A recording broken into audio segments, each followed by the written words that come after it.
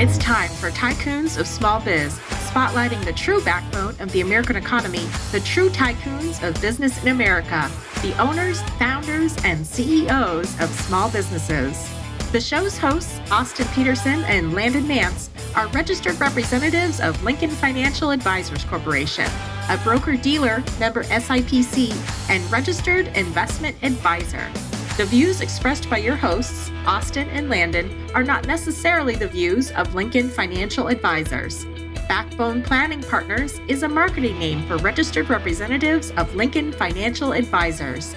Now let's lean in as Austin and Landon connect with this week's Tycoons. Good afternoon, Tycoons, and welcome to today's episode of Tycoons of Small Biz. I'm your host here, as always, Austin Peterson, coming to you live from my home office here in lovely Gilbert, Arizona, where it is a balmy 66 degrees. We're excited this week, as always, for our guest, Alex Malebranche, founder of PlaneAhead.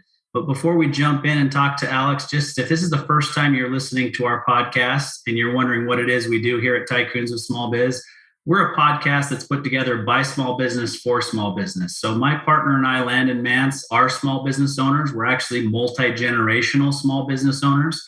Our parents and grandparents were entrepreneurs, and so it kind of runs through our veins. And we put together this podcast May of 2020 as a way to prop up the small business owner throughout our country. We believe that they truly are the backbone of the American economy.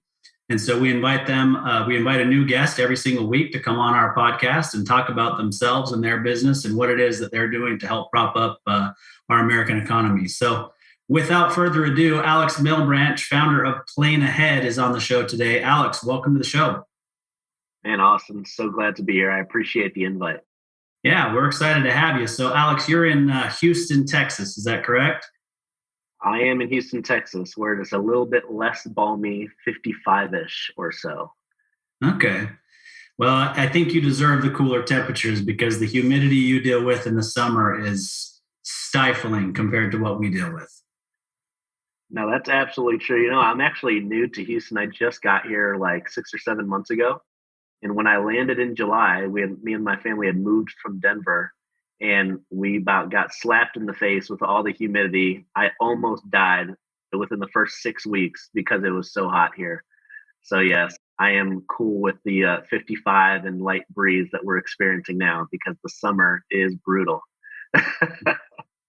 Yeah, it's funny you say that because our guest on the program last week was a religious refugee that arrived in Phoenix in July of 1994 from Russia.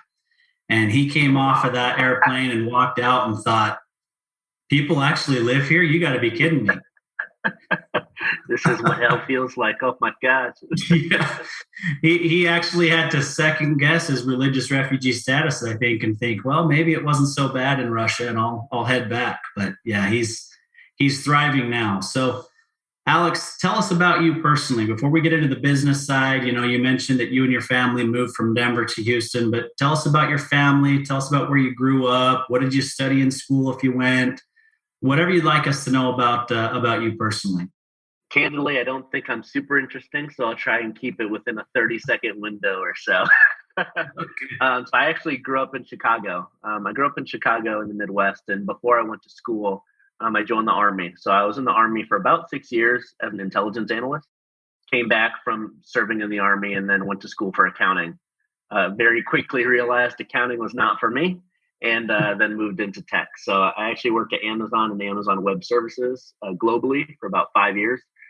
Lived in Australia during that time, worked with customers in London, Singapore, Sri Lanka, and other places. So I got to travel and see the world, which is really kind of the foundation for where my passion in travel lies. And then after working at Amazon and Amazon Web Services, went to join a startup called Plume, which is no longer a startup. It's worth a few $1 billion now. And then I started PlaneAhead while I was on paternity leave with my second daughter. So I've got 2 daughters. I'm a girl dad, love being a girl dad. And then I've got a wonderfully amazing wife that supports me. So that's about me in a nutshell. Wow, that's awesome. So one thing that you don't know about me is that I actually went through some testing to potentially become an intelligence officer in the National Guard about 25 years ago.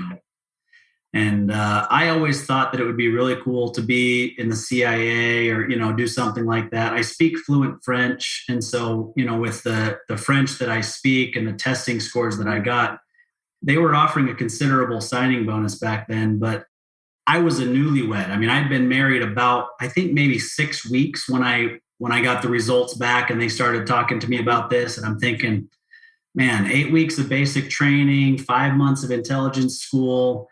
I'm not sure that 7 months out of my first year of marriage away from my wife is the way that this should start. So I passed. Incredible foresight out of you, Austin, because I don't necessarily recommend the armed forces for those who don't feel the need to join. So great work out of you. You seem to have still been successful without the myriad of issues that come along with being in the armed forces. Yeah, no, I think obviously there are some really good things that can come out of the armed forces as well, and I'm grateful for the service of any veteran that I know, including yourself. I've got a younger brother that's a veteran, but it probably was not my path. I envisioned myself getting in a lot of trouble because I don't want to take orders from other people or, going through basic training, yelled at, and me pushing back probably would not have been good. Yep, no, that was me. But don't worry, after the first couple hundred push-ups, you learn very quickly not to say a word. I've got a few stories about that, but I think that would take up the majority of the podcast. So we'll save that for if you do a veterans podcast. Yeah, we'll start. We'll start a different podcast. Veterans Gone Wild, or who knows? You never know. I like that. All right. So, I mean, obviously after the military, everything's good. I mean, you've got some great opportunities with Amazon and Plume and these different startups, but you mentioned during, paternity leave, you come up with this idea for PlaneAhead. So tell us, start at the beginning. Tell us what PlaneAhead is. Yeah. What is it that you guys do? For sure. So I'll actually start with the story and then go into kind of how that ties in. So it happened very organically. My older sister, she was getting married in San Diego later in the year, last year. Of course, it had been moved a couple of times because of COVID. And so we, as in my family and I across the country, we had all gotten tickets on Southwest to go to San Diego for her wedding. And because of how we grew up a little bit more frugal, even though I've had some financial success, I still have some of those idiosyncrasies where I'll just go back and kind of penny pinch in a few different ways. And so I went back on Southwest to see if they had a sale of some kind so I can get some credit back. And they did. And because I had my wife's ticket, my kids' tickets, all together, I got about $650 back in credit. Decided, okay, I was going to take that credit immediately, book a trip to Hilton Head so I can take my girls to see the beach for the first time. And once I did that, I texted, we've got a family group chat, and I said, hey, everyone, change your ticket. And then all together, when everyone changed their ticket, we had about, within the family, about $2,000, $2,500 in savings altogether. It's like, man, that was like, I sent a text and we all saved like $2,000 together. Like, that's too easy. There's got to be an automated service that does that. So now I start scouring the internet. Of course, I'm up late at night because I've got now a second daughter. And the difference in ages is 3 and 1. So at the time, we had a 2-year-old who was learning how to stay in bed, and then a however month old trying to get her, bearings underneath her.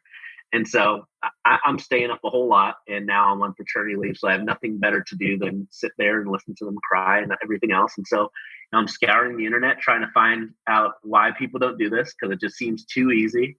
And after doing some research and finding no one really does it, I built it. So within about 2 weeks, I built a landing page for PlaneAhead and then a Stripe account so I could start taking customers. And within 7 days, we had our first 30 customers. And so what PlaneAhead does is they track the itinerary of customers after they bought their ticket.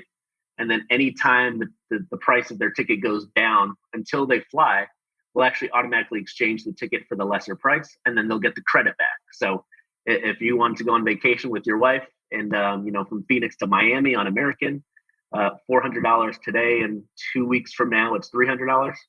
We automatically exchange that ticket for the $300 ticket. You get the $100 back in credit so you can use it. So we don't change the flight you're on. We don't change the seat you're on. We don't do any of that. It's literally just the price is exchanged and you'll get that credit so you can keep traveling. So do you have a coding background, or what do you mean that you built it?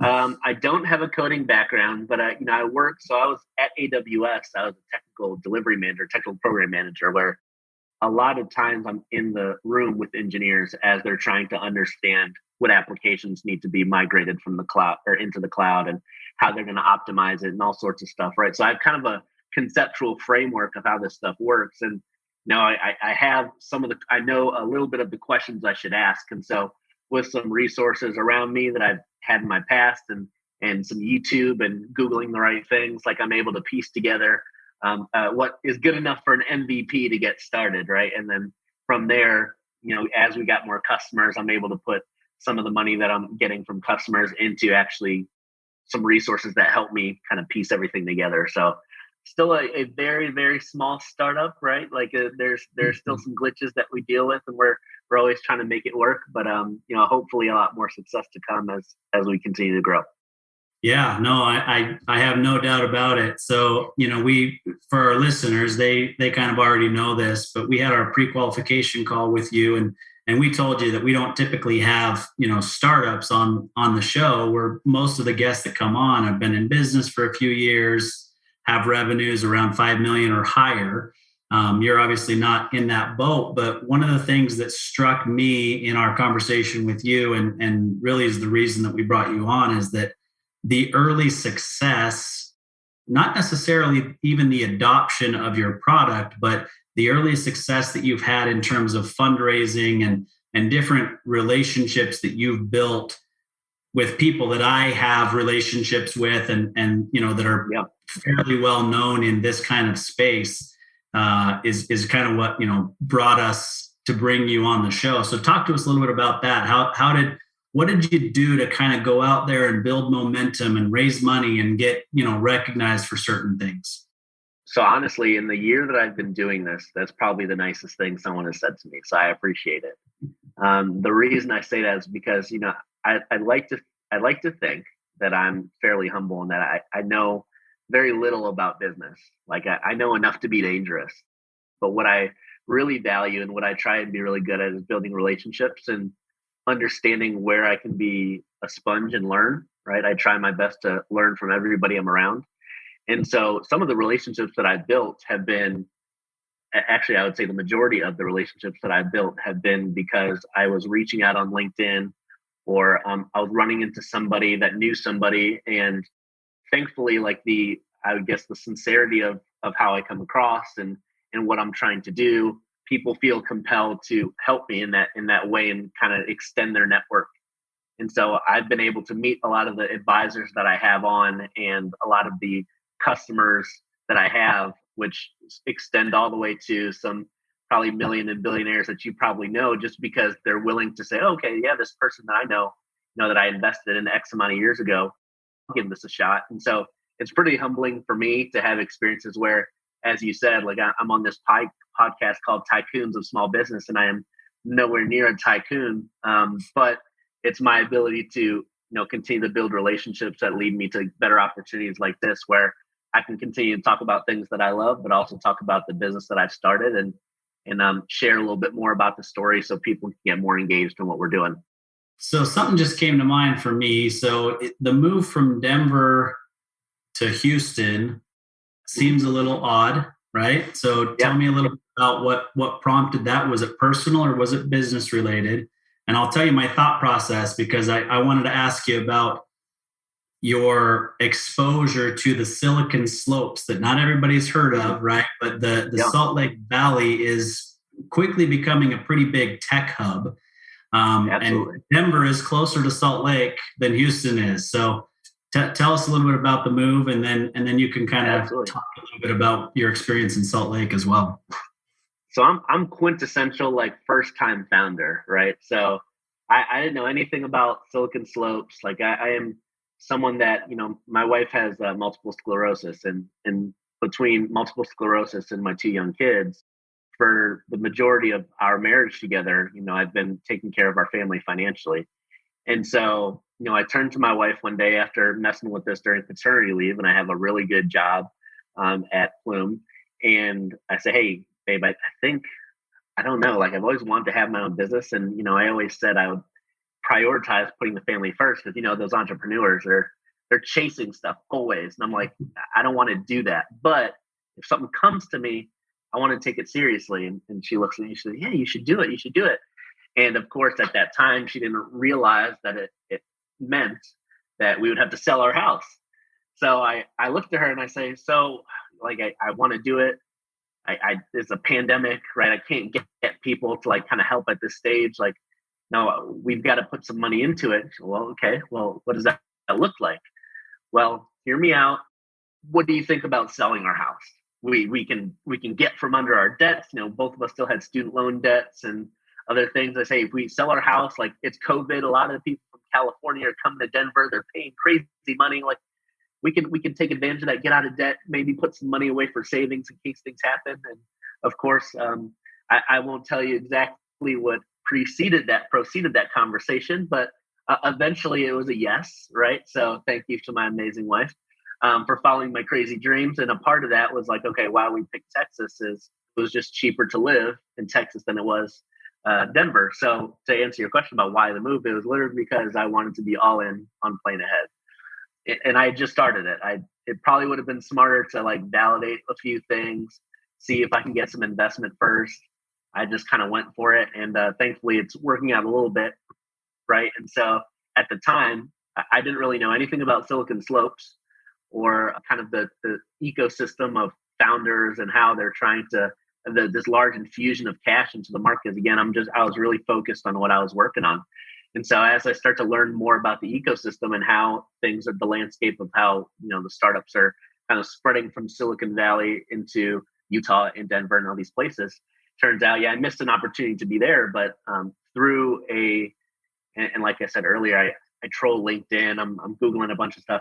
I don't, for months, I just don't sleep, and I'm learning, right? I just like to learn, and I come across some people out of Salt Lake City that are doing a nonprofit. And so I sign up as a part of this nonprofit. I do a podcast, and the podcast host says, hey, I know someone that does this nonprofit for venture capital. I'm like, great. Could you give me an introduction? And through that introduction, actually, I met, they give you a mentor to help with your pitch. Through that process, I met one of what would be my advisors, Jeff Erickson. And he got me connected into all things Silicon Slope. So now Salt Lake City is like a second home to me. I'm always going in and out of Salt Lake City. In fact, I'll be there next week for another event. But the ecosystem in Utah is pretty incredible. Like I had no idea that all of that was happening within Salt Lake City until I kind of made my first step into it. And now it's, as you said, because I've started to build those relationships both when I was in Denver unknowingly and now in Utah, it's been a really great asset for me to have those kinds of connections in this part of the country as it continues to grow. Yeah, it's an interesting area. So I actually grew up in Provo, Utah, and I'm flying there this afternoon to see some clients tomorrow and Thursday. And it's been interesting to watch, from the outside. So I haven't lived there in quite a while. And then I lived there for a short period, but before that I lived in Southern California. So my adult life has largely been outside of the state of Utah, which has been when most of this, transition or transformation has taken place. But it's crazy to watch how many, really for such a small state, how many tech billionaires there are Absolutely. in the state of Utah and what they've been able to build, and, just the innovation that takes place there in the minds. And, part of it has to do with the fact that there's way more universities in the state of Utah than should be for such a small population state. But they take advantage of that. They believe in education, and then they really push innovation, which is awesome. What I think is really unique about Utah and students and in those universities to make sure that the success that they're feeling, being the billion-dollar owner or billion-dollar owners or founders, they're reinvesting back into Utah and the University of Utah and some of the entrepreneurship programs, so that they're now they're force multiplying the amount of startups coming out of there because they're reinvesting back into that ecosystem, which I find is really great because, coming from Chicago, where there are more celebrities or musicians or TV personalities that have been in Chicago and they reinvest in Chicago, but it's such a big landscape. It's a big city where it's hard to see like the majority of the fruit that comes from the labor of those celebrities and things going back into that system. But with Utah being kind of a tighter knit community, you're seeing those returns a lot quicker. So I think it's pretty cool what they're doing in their within that ecosystem as well to continue to grow the talent that they have there. Yeah, agreed. I mean, I think, the reality is there's Real Salt Lake, which is technically a pro team, but not one of the big, pro teams like we have in the United States, football, basketball, baseball, so forth. So the Utah Jazz is kind of the only game in town as far as professional sports is concerned. And I really hope and think that they will have other sports teams in the future. I mean, the Angels AAA baseball team is there. And like I said, Real Salt Lake, and they've won I'm not a big soccer fan, the MLS Cup, I think is what it is. MLS Cup. There you go. Yeah. And, so it's not like they're not well known, and they do have a really nice stadium.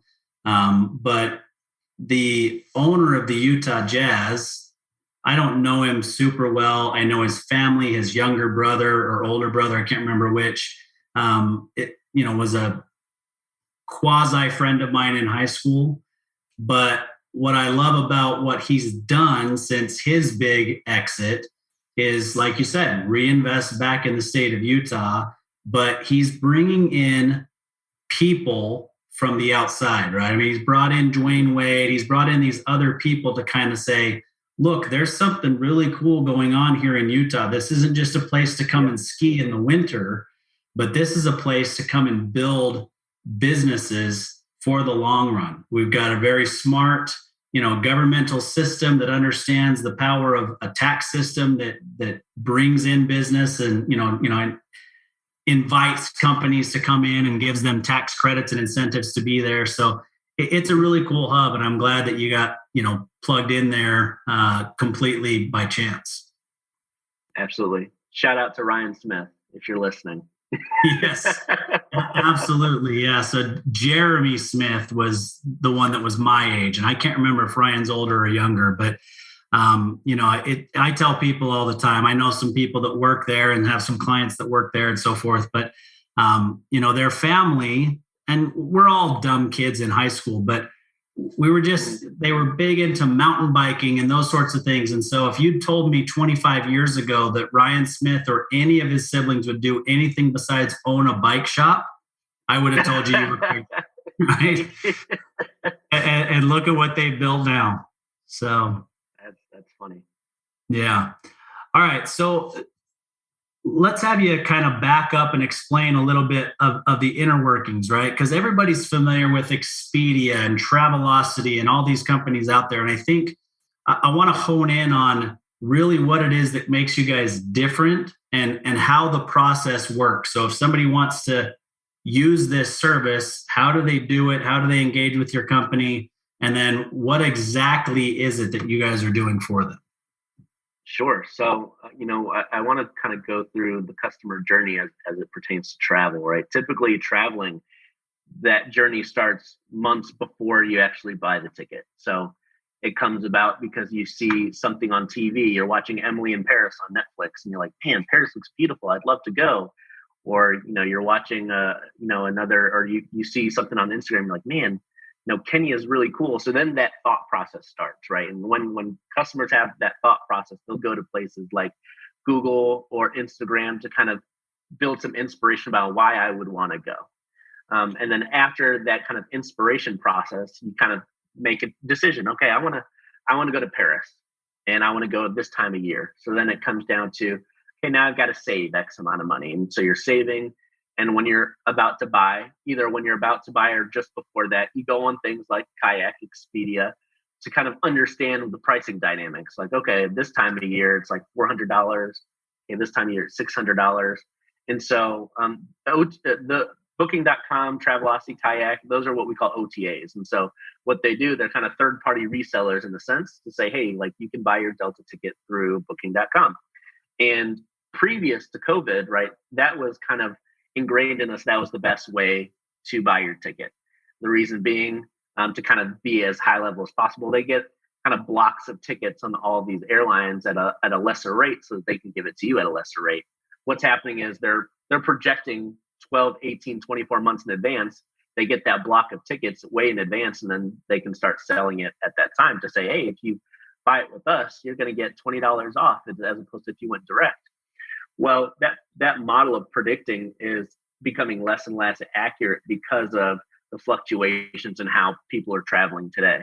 So if 6 months before COVID, you bought a ticket to Amsterdam and you're like, man, this price doesn't get any better. And then 6 months later, they're selling tickets for $20 just to get you on the flight, right?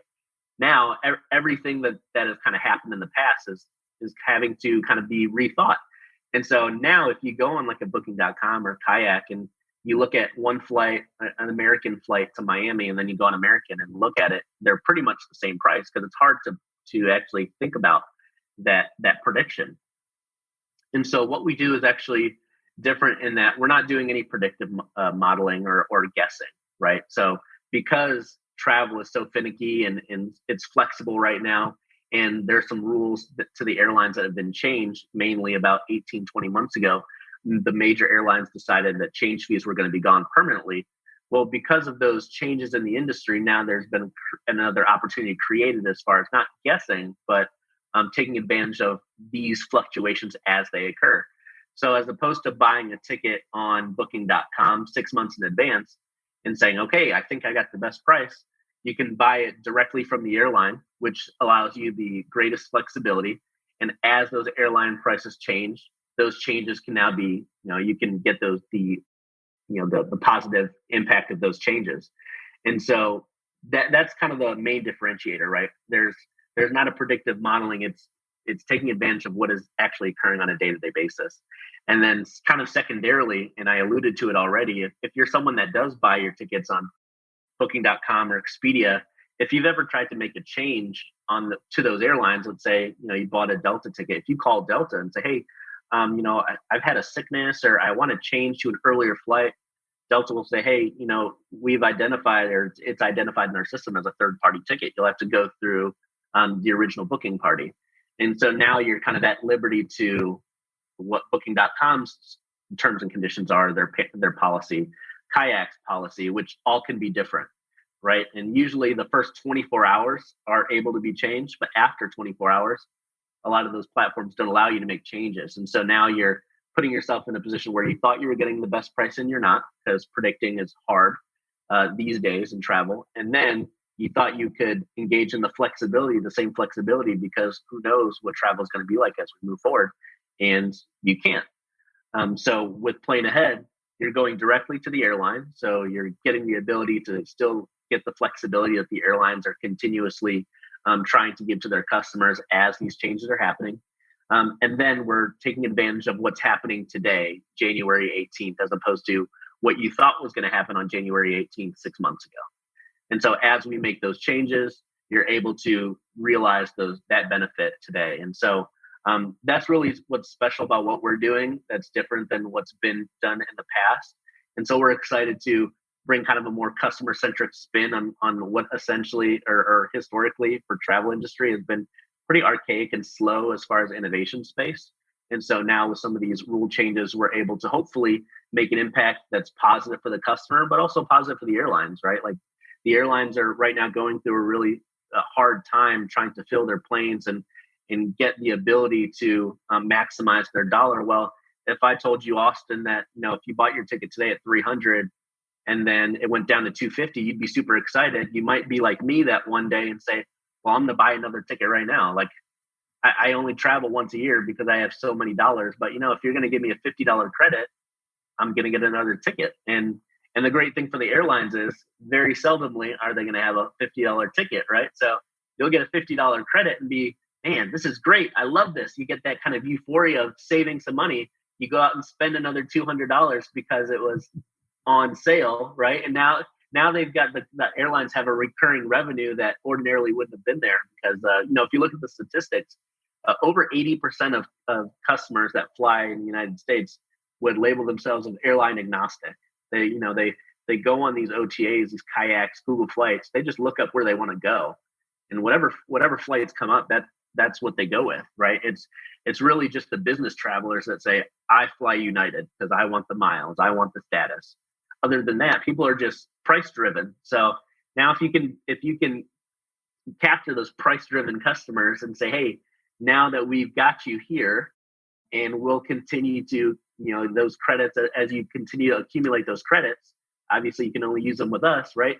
Now you've got a built-in loyalty process where these customers are engaged because you as the airline have given them an opportunity to be, saving money and be more cost conscious while gaining loyalty themselves. And so that's what I think is really different about what we're doing, why we're excited about some of the things that we're able to do thus far, at least.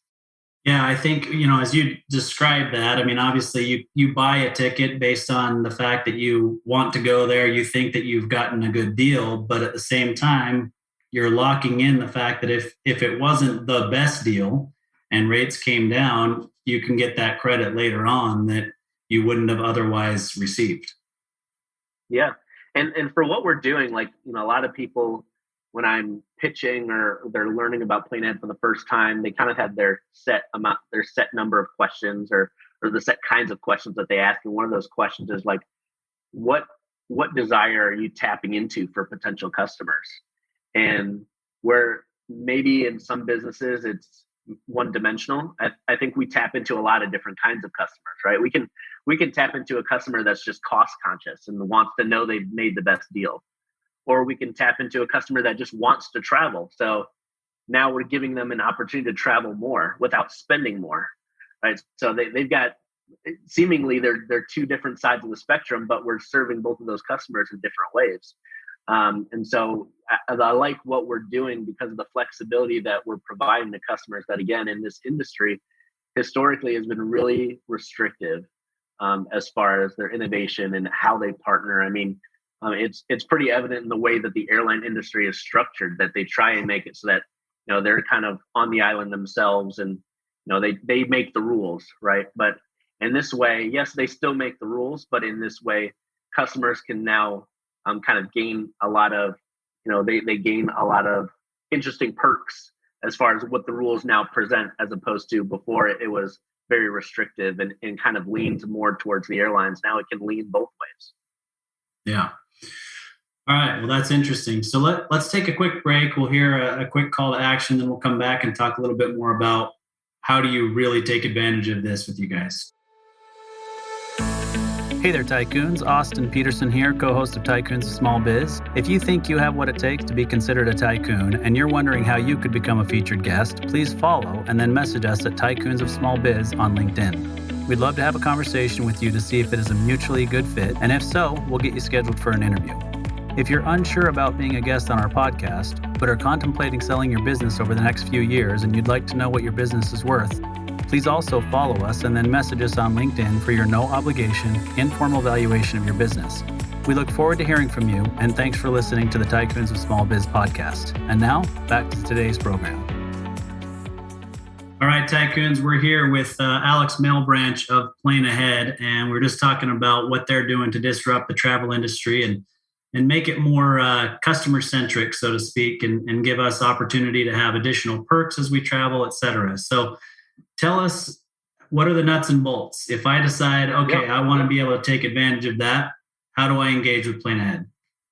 Yeah, so as it stands right now, you get on our website, planeahead.co.co, and that's kind of the new trend nowadays where the .com era is done. It's now the .co era. So planeahead.co, and there's a few call to actions right on that front screen where you can become a member. Now, I would highly recommend people just kind of go through and see what we're about, some of the different ways that you can utilize your PlaneAhead membership. But now, once you become a member, you'll start to get some emails from us that kind of tell you a little bit more about how to use it, what to do, and some different ways that you can leverage the membership. So to talk a little bit more about that, when you sign up and you get that welcome, you'll see that you'll get an email address, a customer email address, and you'll forward your itineraries to the email address, and that's how it gets input into our system. And so after that, You won't have to worry about anything. The way that we communicate with you is through whatever your preference is. So text or email, and you'll get emails and texts like, hey, we've gotten if you send in your itinerary, we'll confirm that we've gotten it from you. We'll give you updates as far as if we've gotten credits back. We'll give you updates as far as, hey, if you have a 9 a.m. flight and we see a possibility for you to save, call it $100 if you take the 10:30 flight, we'll email or text you and say, hey, there's an opportunity that you could save some money. At this moment, we don't make those automatic changes for you, right? There's a bunch of reasons why people travel, and cost might not be top of the list, but we still try and give you that value as a part of it. As you kind of said at the beginning, I'm a startup, and so we're evolving every couple months, right? And so probably in the next month or two, we'll have built out our back end where you'll actually be able to sign into your account. You'll be able to see all the credits that you've gotten. You'll see some analytics around how much you're saving, and you'll be able to keep a history about of all the trips that you've submitted. So that's kind of the nuts and bolts as it stands today, and then the next month or two as well. Okay, so that membership is just a monthly or an annual subscription? Yeah, so it's an annual subscription. So for the year that I've been doing it, I didn't want cost to be a barrier, right? It's all about validating and understanding how customers are interacting with our product and how we can make it better. So feedback is the most important thing for us at this moment. So we've got an annual membership.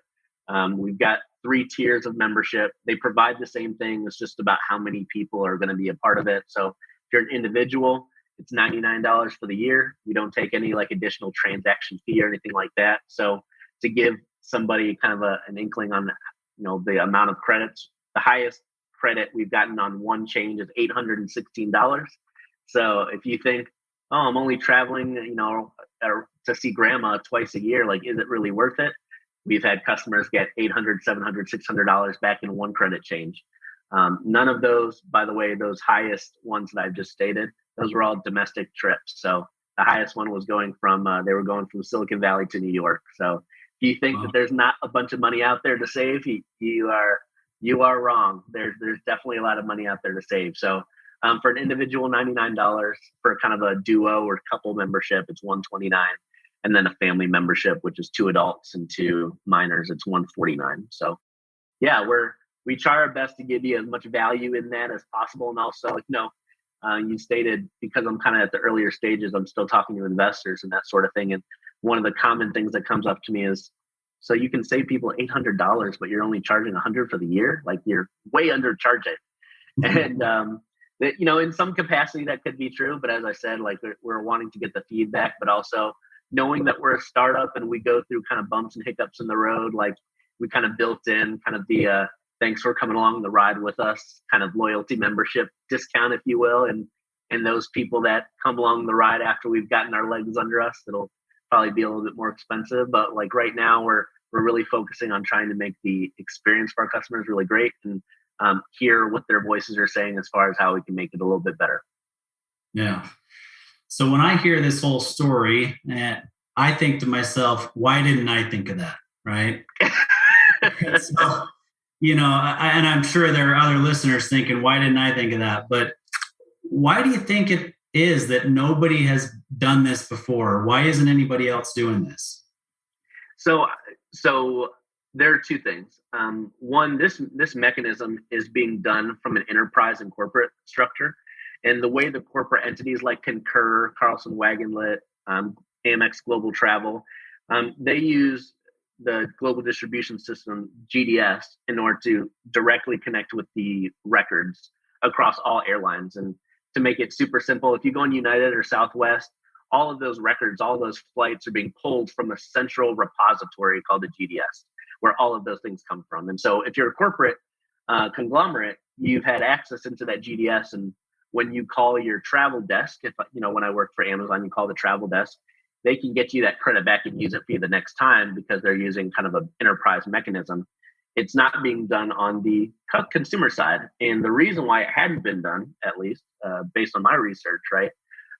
20 months ago, before the airlines changed their policy, it wasn't feasible for a consumer, either person or product, or person or company to say, hey, we're going to make these changes for you, because those changes also came along with a $200, $300, or $400 change fee. So you'd say, yeah, I saved $50, but now I've got to pay $400 for the change fee. That doesn't make any sense, right? And so all of the companies before 20 months ago have built their innovation, whether they be Hopper or Scott's Cheap Flights is another one, but all of these different travel companies, younger ones that have tried to innovate, they've innovated around these set of rules that no longer exist. And so though those companies are still going to do really well with what they're doing, now that there's kind of a new set of rules that allows for smaller companies like myself to now start to innovate in the space. And so 20 months ago, it wouldn't have made sense for anyone to do it because it wasn't lucrative in any way, shape, or form. Now that those changes have been made and the airlines have committed to them being done permanently, whether permanently in actuality is, another cycle of life, 15 or 20 years, right? That's plenty of time for a company or companies to innovate in that space using those new rules. So kind of a confluence of good timing as it is for me, because I was having this idea and doing this thing for my family in the same time frame that they had changed these rules. And so now it allows me to kind of be one of the first companies that are using these new rules to serve customers in a different way. Yeah. Yeah, it's funny. I think of a couple of things. One, I used to be one of those business travelers. And so I was loyal to one airline. I liked the upgrades. I liked the miles. I liked the whatever it was, the free meals, the ability to change my flight without a change fee, right? So Yep. all those kinds of things are reasons that I was loyal, from a business standpoint. But I also think that what you're doing here could change the way that my own son, who's 21, almost 22 years old, and I can't figure out why he keeps doing this, because he gets burned more often than not, I think. But he's in college and he'll want to go, and so he's at Arizona State. He'll want to go and watch their football team play an away game somewhere. Well, he'll buy the one-way ticket, but he doesn't buy the ticket back, right? And he'll just kind of watch it and watch it and watch it. And then all of a sudden it'll spike and he'll end up having to pay more than he anticipated because he waited, right? Now, sometimes he wins pretty big, but with your solution, he could feasibly just buy the ticket, not worry about it. And if it does drop the way he thinks it might, then he gets the credit from what you guys are doing. Yeah, absolutely. So it's funny you say that, because I'm an ultra planner. And I think before we hopped on live, I was talking about how I'm OCD as well, I believe. And so with that, like when we talked about, I can serve a bunch of different customers with different, desires or outcomes they're trying to get. That's another one, like the ultra planner, right? Which was me. I plan all of my yearly trips, like all of my 2022 travel trips are already planned and in my calendar. And so when I book it that far in advance, it's like, yeah, sometimes I get great deals. Sometimes it's like, I don't get the best deals. But there are people that think like me that are like, well, I'm just going to watch it and just see what happens. But when you watch it, like you said, more times than not, we get burned because people think the further out you buy, the better. But there was a study, I think it was Statistica, that said, like on average, the cheapest plane ticket for domestic is 3.5 weeks out. For international, it's 6 weeks out. So you're thinking, oh man, I'm going to get the 6 months previous. Like that's going to be the best price. And you're like, no, that's not how that works. So yes, it's like another consumer that we can really help in like their process of wanting to travel is that super planner that's, okay, I want to go on all these trips, but now I want to spend time to watch. Or people will set alerts on Google Flights, say, hey, alert me when it gets here. They've got like Hopper build in that functionality as well as Scott's Cheap Flights. Alert me when this, right? And in this case, you don't have to do it. You can actually lock in the ticket, like, hey, we're gonna go. Here are the dates. This is what's happening. And then as it goes down, you can capture the incentives and that as well. Yeah, absolutely. What's the feedback been from the airlines? I mean, you're pretty small, so the airlines may not even really realize that you're disrupting this at all at this point. But what do you think they think about it, I guess, is a better way to put it? Yeah, so I've actually talked to a couple of the airlines. I've gotten one get off my lawn from one of the airlines, his lawyer. But I've also gotten some like, this is really cool, we might want to proof of concept. And so it's interesting, right? Because it's brand new. ultimately, like the first instinctive gut reaction for an airline is probably no, stay away from our space. Like this is you're treading on territory you shouldn't be, and which makes sense, right? Because again, before 20 months ago, that's a lot of people that are trying to innovate or trying to work around the rules that they had set. Yeah. But now, like once I've had the opportunity to talk to some of the airlines, it's like, okay, this could be an interesting way for our loyalty customers to find like something extra. Now, for example, I was United 1K when I was flying around with Amazon, and with United 1K, you get a free Clear membership.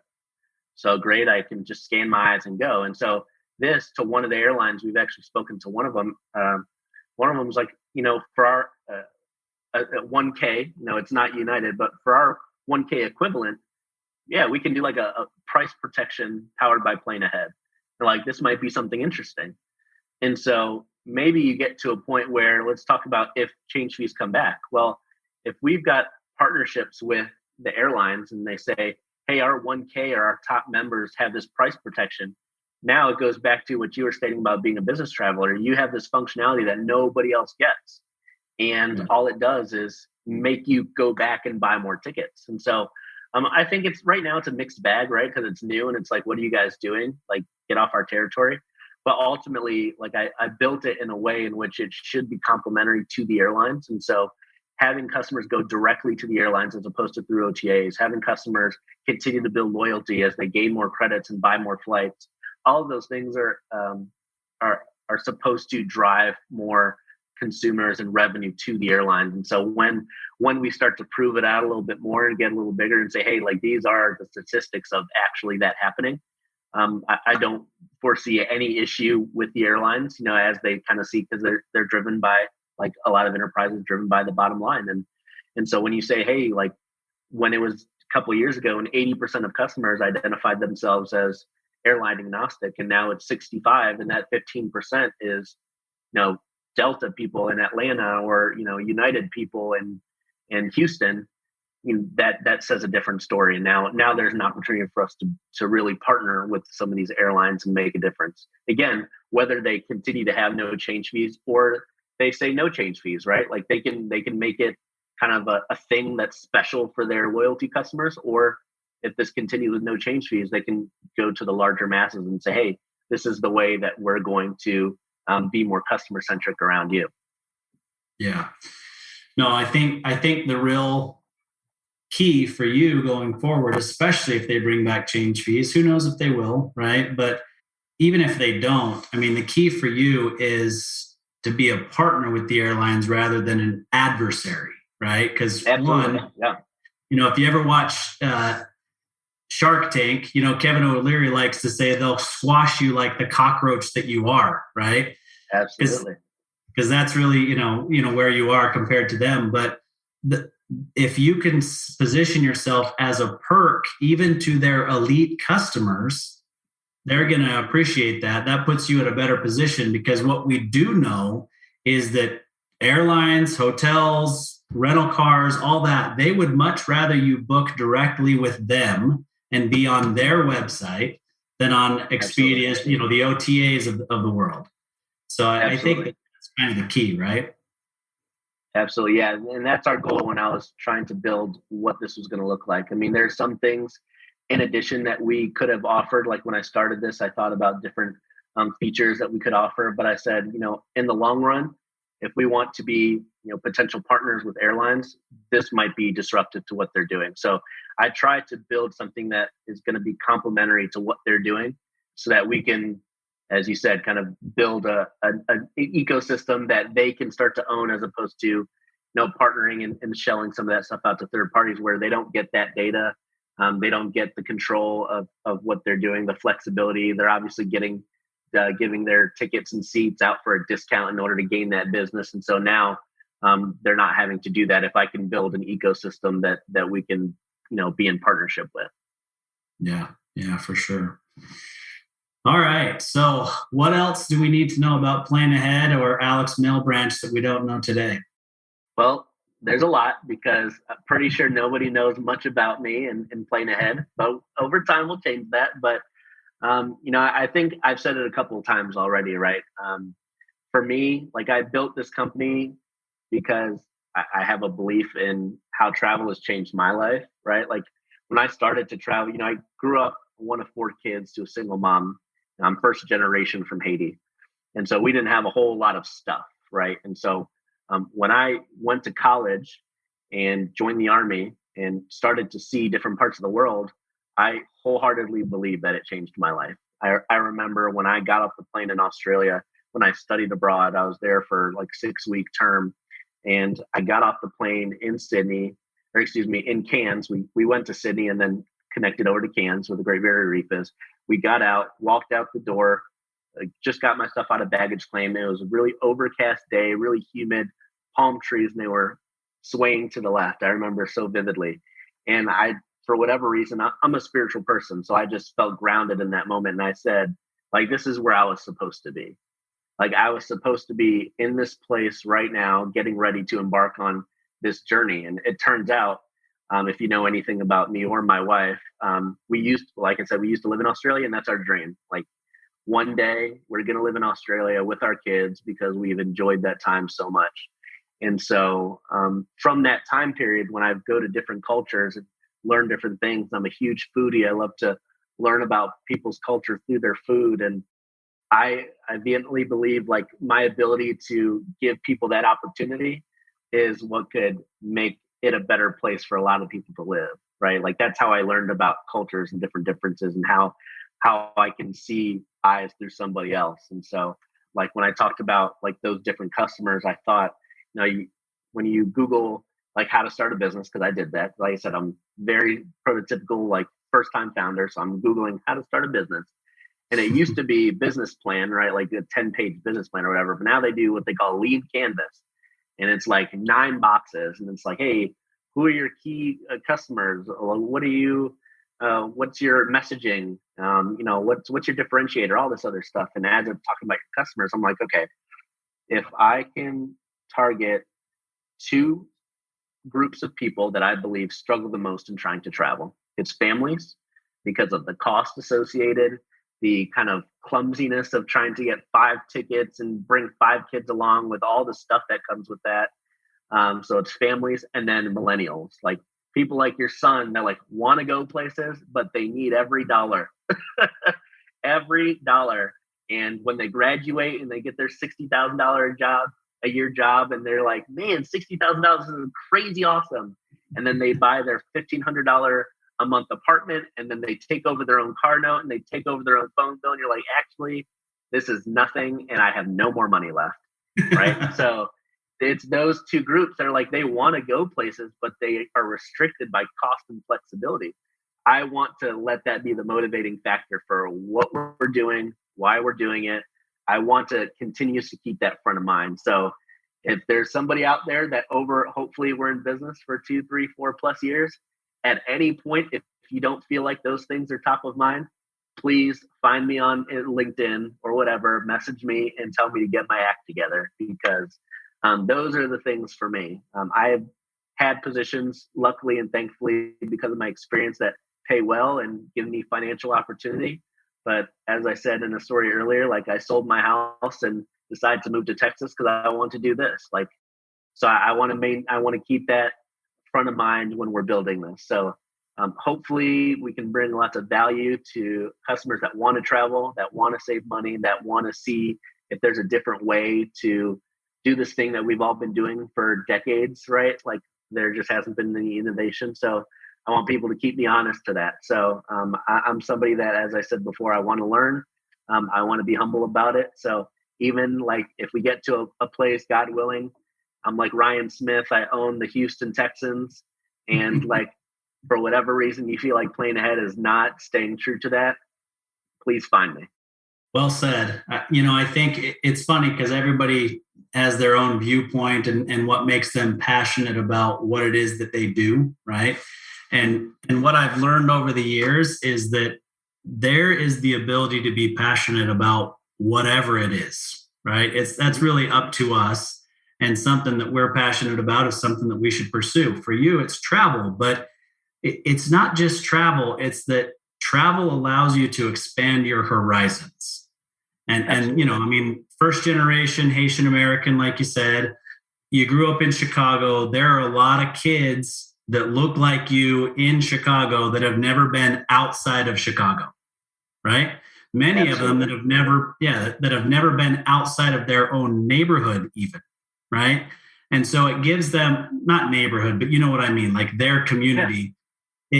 This gives them the ability to expand their horizons, and everybody needs to be able to expand their horizons because it helps us to understand one another better and to figure out that there's more. I mean, part of this is probably because of everything that I thought about yesterday with Martin Luther King Day, right? But it gives us an ability to understand that we have more in common than we have different, right? Absolutely. But we also get to see what makes other people different and unique and why that's important to them and why they are the way that they are. Everybody understands everybody else better. We all get along better. This divisiveness that we're all dealing with kind of, you know, I don't know that it's ever going to go away, but I tell you what, I'm tired of the divisiveness in all areas of our lives. Let's just realize that we can disagree and do it respectfully and have different viewpoints on things, but we're all part of one human race, and let's expand our horizons together. Absolutely. Yeah. You know, one thing comes to mind immediately. Like I remember when I was in high school, like I had this friend, she was from an Asian country. And when I would go over to her house, like the way that her family communicated with each other, very odd to me, right? Like the way that the structure of their home was and why her mom did certain things and why her dad did certain things. And like in my mind, I kind of generalized that, okay, that's Asian culture. And, you know, that's fine. Like I don't think negatively of that or positively of that. Like that in my head, it was like, yeah, that's strange. I've never seen anything like that. Well, fast forward to maybe 15 years later, and I go to Singapore and Thailand, and I'm seeing people that are from there, like in their, by their homes, at their shops. You know, I try not to go to touristy places. I want to go to like the hole in the wall place. Like, and so like you're seeing all of these people interact with each other. It's like, okay, now 15 years later, I understood more about my friend from 15 years earlier than I did in that moment. And I have not talked to that person in 15 years, but like that person stuck in my mind as I started. I was at this curry shop in Thailand, and I'm like, I don't know what she's doing right now, but like this, like I'm connecting that from 15 years ago. Like that's pretty cool. That makes sense to me now. And so like, whereas some people might say, like at the time I said, that's strange. And again, some people take that negatively or positively. It wasn't meant in any disrespect, but that strangeness was now met with the reality of how this entire country communicates and works with each other. And now I'm like, oh, okay, like the structure of their household is rooted in the way that their parents grew up, whether it was in Thailand or in that part of the world. And that like made so much sense to me. Oh, that now I think of it as, oh, that's cool. Like the way that they do that, that's much cooler than like, you know, a Haitian immigrant household. It's very much like, this is what you're going to do. Right.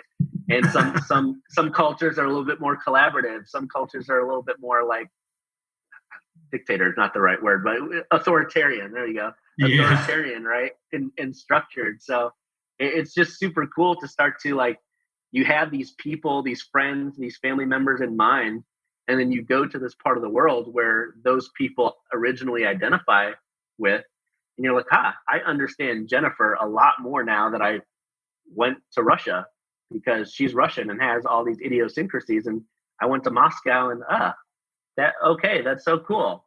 So yeah, I think it's just about expanding those horizons.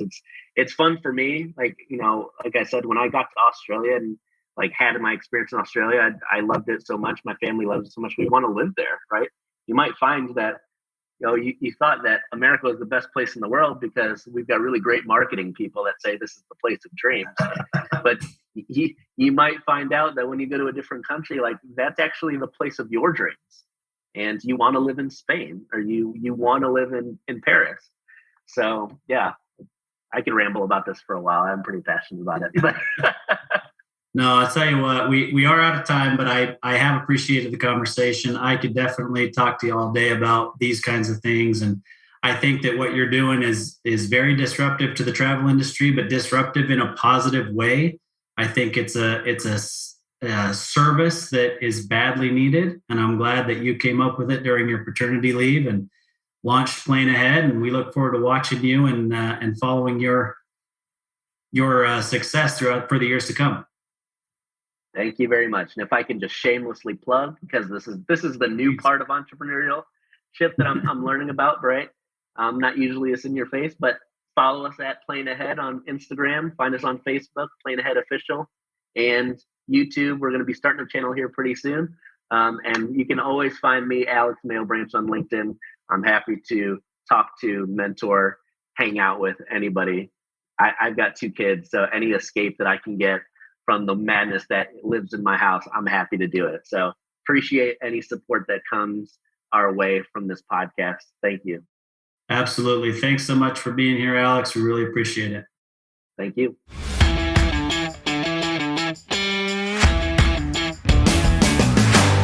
You've been listening to Tycoons of Small Biz, proudly hosted by Austin Peterson and Landon Mance. Austin and Landon are comprehensive financial planning professionals specializing in financial, estate, and succession planning for small business owners. Austin and Landon have offices in Scottsdale, Arizona, and Las Vegas, Nevada, and represent clients in 14 states throughout the country.